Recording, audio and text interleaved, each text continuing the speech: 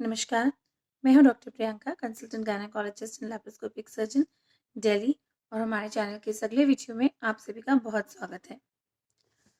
इस वीडियो में हम बात करेंगे कुछ ऐसी बीमारियां जो दांतों को खराब होने से, दांतों के खराब होने से, दांतों के सड़ जाने से होती हैं, लेकिन जिनका लेना देना दांतों से नहीं है।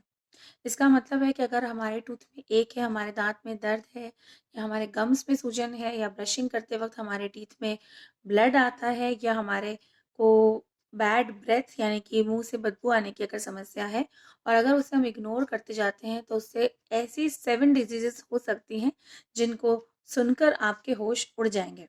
जी, पहली पहली जो डिजीज है उसका नाम है हार्ट अटैक। अगर आपका टूथ इन्फेक्शन लॉन्ग स्टैंडिंग है, या आपके ओवरऑल आपकी जो डेंटल हाइजीन है वो ठीक नहीं है, आपके दांतों का आप समय पे इलाज नहीं कराते हैं, अगर उसमें सड़ान है, तो आपको आगे जाके हार्ट अटैक हो सकता है। इसका लॉजिक ये है कि जब हमारे टीथ जो होते हैं वो सड़ जाते हैं, तो उसमें स्ट्रेप्टोकोकस और स्टेफाइलोकोकस नाम के बैक्टीरिया हमारे माउथ कैविटी के अंदर पनपने लगते हैं, प्रोलिफरेट करते हैं, मल्टीप्लाई करते हैं। और यही बैक्टीरिया ब्लड सर्कुलेशन से हमारे पूरे शरीर में सर्कुलेट करते हैं, और सिर्फ इन्फेक्शन या सेप्सिस ही नहीं फैलाते हैं। इन बैक्टीरिया का एक और काम होता है कि कहीं पर भी जहाँ पे वेसल्स में थोड़ा सा भी डिफेक्ट होता है, वहाँ जाकर कलेक्ट होते हैं, वहाँ पे और टिश्यूज को एग्रीगेट करते हैं, ब्लड सेल्स को जमा करते हैं और बनाते हैं प्लाक। ये वही प्लाक है जो आपके हार्ट में ब्लॉक करता है, आपके दिमाग की आर्टरीज में ब्लॉक करता है, और आगे जाके आपको हार्ट अटैक दे सकता है। हमने अपने पहले वीडियोस में बात करी है कि कोरोनरी आर्टरीज यानी कि हार्ट को जो ब्लड सप्लाई करते हैं, उन आर्टरीज में जब ब्लॉकेट हो जाता है तो उसी को हम बोलते हैं हार्ट अटैक। तो यही बैक्टीरिया आगे जाके अगर आप उसे ठीक नहीं करते हैं तो लंबे समय तक जब हमारे शरीर में रहते हैं तो आपको हार्ट अटैक दे सकते हैं। यही पैथोलॉजी और यही फंडामेंटल काम करता है ब्रेन स्ट्रोक, जिसको हम ब्रेन अटैक भी बोलते हैं। यानी कि जो ब्लड वेसल्स हमारे ब्रेन को सप्लाई करती हैं उनमें अगर ब्लॉक आ जाता है, तो उनमें ब्लॉक आने के साथ साथ वहां पर भी वो ब्रेन के हिस्से को खराब कर सकते हैं और हमें पैरालिसिस दे सकते हैं, जिसे हम स्ट्रोक कहते हैं। पहली बीमारी।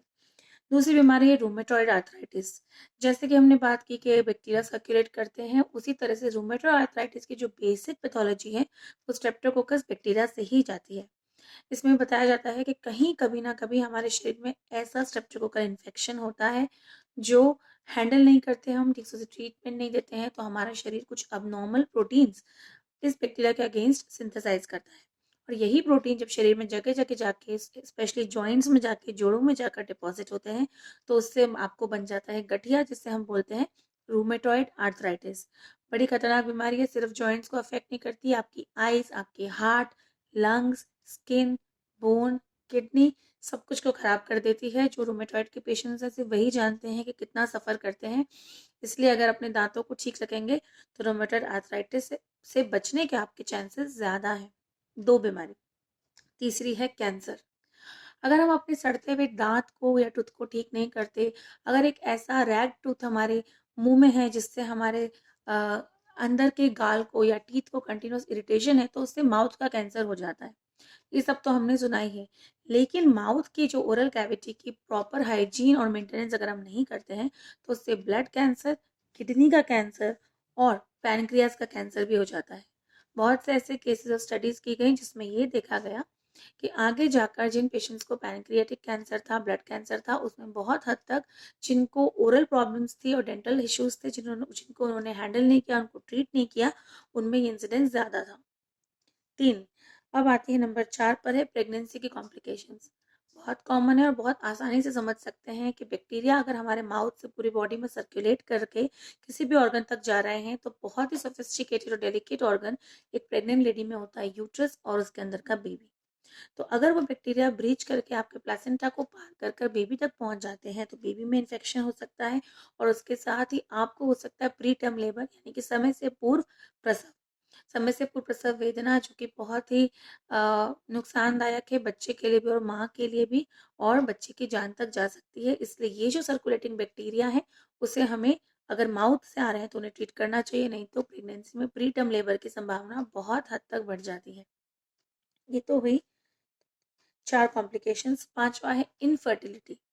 इनफर्टिलिटी यानी कि किसी भी कपल को प्रेग्नेंट होने में समस्या आना सिर्फ फीमेल ही नहीं, मेल्स में भी इरेक्टाइल डिस्फंक्शन जिससे काफ़ी हद तक मेल इनफर्टिलिटी बढ़ती है, उन लोगों को प्रेग्नेंट होने में दिक्कत होती है। उन कपल्स में भी देखा गया कि डेंटल इश्यूज बहुत ज़्यादा थे जिसे उन्होंने हैंडल नहीं किया था, ट्रीट नहीं किया था।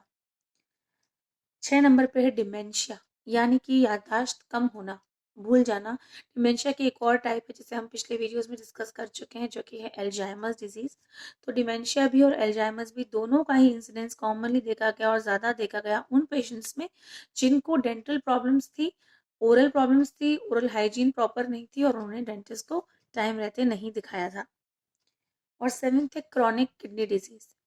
किडनी डिजीज में सिर्फ हम आज तक कॉमनली जानते हैं वो है स्टोन या कैंसर की बात करते हैं, लेकिन बहुत सारी ऐसी क्रॉनिक किडनी डिजीजेस हैं जिसमें किडनीज अपना फंक्शन करना टाइम के साथ बंद कर देती हैं और धीरे धीरे पेशेंट एक स्टेज पे जाकर उसे डायलिसिस की ज़रूरत पड़ने लगती है, उन्हें प्रोटीन यूरिया होने लगता है, किडनीज अपना बहुत सारा प्रोटीन एक्सक्रीट कर देती हैं और बॉडी के वेस्ट को एक्सक्रीट नहीं करती हैं, क्रिएटिनिन बढ़ने लगता है। इन्हीं सबको एक साथ हम ज्वाइन करके बोलते हैं क्रॉनिक किडनी डिजीज। तो अगर क्रॉनिक किडनी डिजीज भी उन पेशेंट्स में ज़्यादा देखी गई जिनके अंदर डेंटल इश्यूज थे, डेंटल हाइजीन मेंटेन नहीं थी, पुअर डेंटल हाइजीन थी और किसी सड़ते हुए दांत को उन्होंने ठीक नहीं करवाया था टाइम रहते हुए। हमारे इस वीडियो का मकसद है आप लोगों को डेंटल हाइजीन यानी कि ओरल हाइजीन, अपने दांत, अपने गम्स और माउथ और ओरल कैविटी की हाइजीन और उसकी हेल्थ को इम्पोर्टेंस देने को बताना है। हम आपको ये बताना चाहते हैं कि अगर आपके कोई भी दांत अगर सड़ रहा है या किसी दांत में पेन है या रह रहे कि अगर आपके कभी कभार आपके गम से खून निकलता है या आपके गम्स काफ़ी हद तक रेड हैं और पिंक नहीं है या कोई माउथ में छोटा सा ऐसा छाला है जो ठीक नहीं हो रहा है, तो इनमें से किसी भी चीज़ को नज़रअंदाज ना करें। बहुत ज़्यादा टेंडेंसी रहती है क्योंकि टूथ एक होता है तो हम गर्म पानी के कुल्ले करते हैं, अमरूद की पत्तियां चबाते हैं और बहुत सारी होम रेमेडीज़ ट्राई करते हैं। अच्छी बात है, होम रेमेडीज़ ट्राई करनी चाहिए लेकिन एक लिमिट तक, और जब समस्या का हल ना हो तो जल्दी से जल्दी डेंटिस्ट के पास ज़रूर जाएं। मुझे यकीन है कि इस वीडियो को देखने के बाद हम में से बहुत से लोग डेंटिस्ट से जल्दी अपॉइंटमेंट लेंगे।